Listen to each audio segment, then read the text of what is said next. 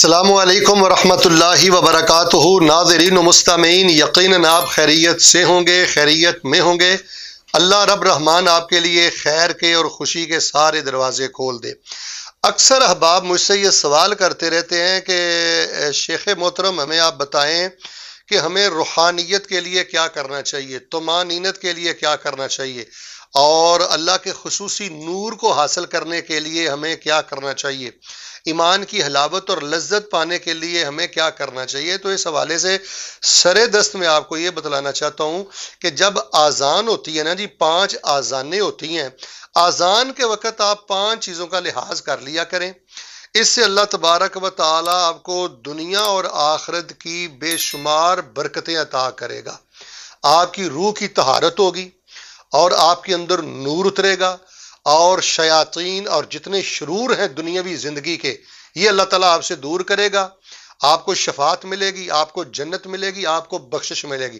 تو آئیے میں آپ کو بتلاتا ہوں کہ جب آذان ہوتی ہے، بحیثیت مسلم ہم نے کون سے 5 کام کرنے ہیں۔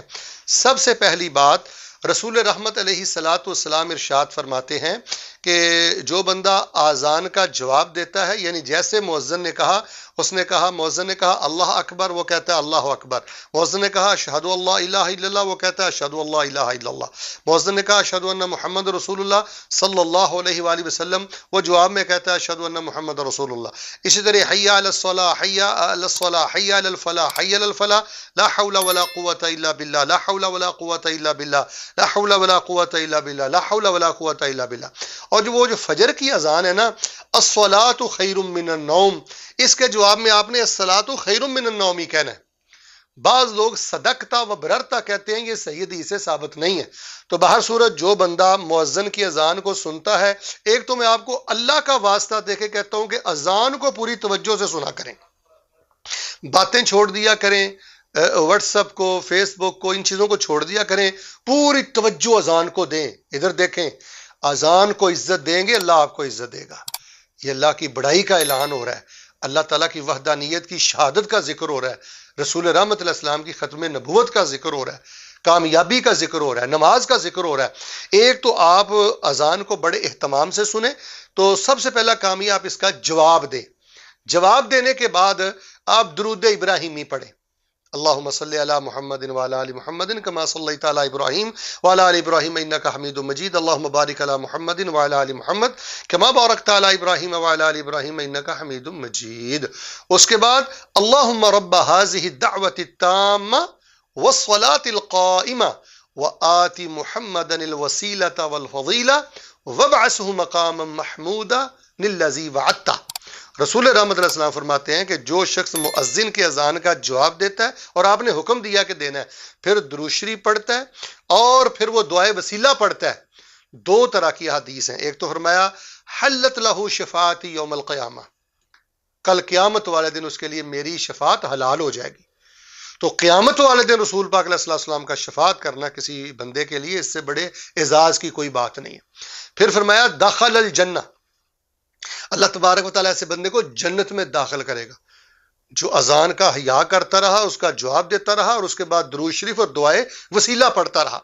پھر جب مؤذن کہتا ہے نا جی اشہد اللہ الہ الا اللہ، اشہد اللہ الہ الا اللہ، اشہد ان محمد رسول اللہ، اشہد ان محمد رسول اللہ، اس وقت آپ نے کہنا رضیت باللہ ربا وبالاسلام دینا وبمحمد رسولہ۔ فرمایا جو شہادتین کے موقع پر یہ پڑھتا ہے نا رضیت باللہ ربا وبالاسلام دینا وبمحمد رسولہ، اللہ پاک اس کی زندگی کے گناہ معاف کر دیتے ہیں۔ مؤذن نے کہا میں گواہی دیتا ہوں کہ رب کے سوا کوئی الہ نہیں، کارساز اللہ ہے، مشکل کشا اللہ ہے۔ میں گواہی دیتا ہوں کہ محمد صلی اللہ علیہ وسلم اللہ کے رسول ہے۔ اس نے کہا میں اللہ کو رب مان کے خوش ہو گیا، میں اسلام کو دین مان کے خوش ہو گیا، میں محمد صلی اللہ علیہ وسلم کو اپنا رسول مان کے خوش ہو گیا۔ اللہ کہتے ہیں ہم اتنے خوش ہو گئے کہ ہم نے تجھے معاف کر دیا۔ اور تیسرا کرنے والا کام یہ ہے، ایک تو آپ نے اذان کا جواب دینا ہے، درود ابراہیمی پڑھنا ہے، اس کے بعد آپ نے دعائے وسیلہ پڑھنی ہے، اس کے بعد آپ نے یہ رضیت باللہ ربا وبالاسلام دینا وبمحمد نبیہ، اس کو آپ نے پڑھنا ہے۔ وبمحمد رسولہ بھی آتا ہے، اور مسلم میں تو وبمحمد رسولہ کا ہی ذکر ہے۔ پھر اس کے بعد اذان کے بعد آپ نے کوشش کریں کہ اذان کے بعد کے وقت کو ضائع نہ کریں، یہ قبولیت کا وقت ہے۔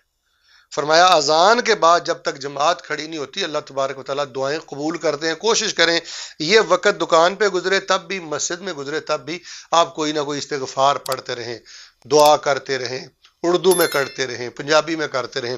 تو اس وقت میں یہ سمجھتا ہوں جی ناظرین ہمارے ہاں بے برکتی ہے، نحوست ہے، آوارگی ہے. اس کی ایک وجہ یہی ہے کہ گھروں میں مذہبی گھرانے ہیں، اذانوں کے جواب نہیں ہم دیتے، اور توجہ سے ہم درود شریف نہیں پڑھتے، دعائے وسیلہ نہیں پڑھتے، اور یہ جو رضیت باللہ ربا ہے یہ نہیں ہم پڑھتے. پھر اذان کے بعد دعاؤں کا جس طرح ہمیں اہتمام کرنا چاہیے یہ نہیں ہوتا. تو اذان کو عزت دیں، اور اذان کے وقت یہ جو 4-5 چیزیں میں نے آپ کو بتائی ہیں اس کا خیال رکھیں. نمبر 1 اذان کا جواب دینا ہے. نمبر 2 درود ابراہیمی پڑھنا ہے. نمبر 3 دعائے وسیلہ پڑھنی ہے. نمبر 4 جب وہ شہادتین پڑھے اس وقت یا اذان کے بعد میں رضیت باللہ ربا وبالاسلام دینا وبمحمد رسولہ. اور نمبر 5 اذان کے بعد کا وقت یہ سراسر قبولیت ہے. تو اذان کو عزت دیں، سنیں، الفاظ کو دہرائیں. شیطان بھاگتا ہے اور اثر کثر کے معاملے ختم ہوتے ہیں. اور آپ اگر 5 اذانوں کے وقت یہ عمل کر لیں، میرے طرف دیکھیں، انشاءاللہ آپ کے اندر ایک نور پھوٹے گا، آپ کے اندر ایک خوشبو پیدا ہوگی، آپ کے اندر ایک روشنی اترے گی جس کو آپ دنوں میں محسوس کریں گے. یہ چلے ولے کاٹنے کی ضرورت نہیں ہے، ٹانگیں قبرستان میں جا کے لٹکانے کی ضرورت نہیں ہے، اور رہبانیت کی ضرورت نہیں ہے، اور تصوف کے جو عجیب ڈھونگ ہیں یہ رچانے کی ضرورت نہیں ہے. بس 5 اذانوں میں ان چیزوں کا خیال کریں جو 5 میں نے آپ کو بتائی ہیں. دنیا کی لذت، ایمان کی حلاوت بھی آپ کے لیے ہے، اللہ کی جنت اور رسول پاک کی شفاعت بھی آپ کے لیے ہے. اللہ عمل کی توفیق عطا فرمائے.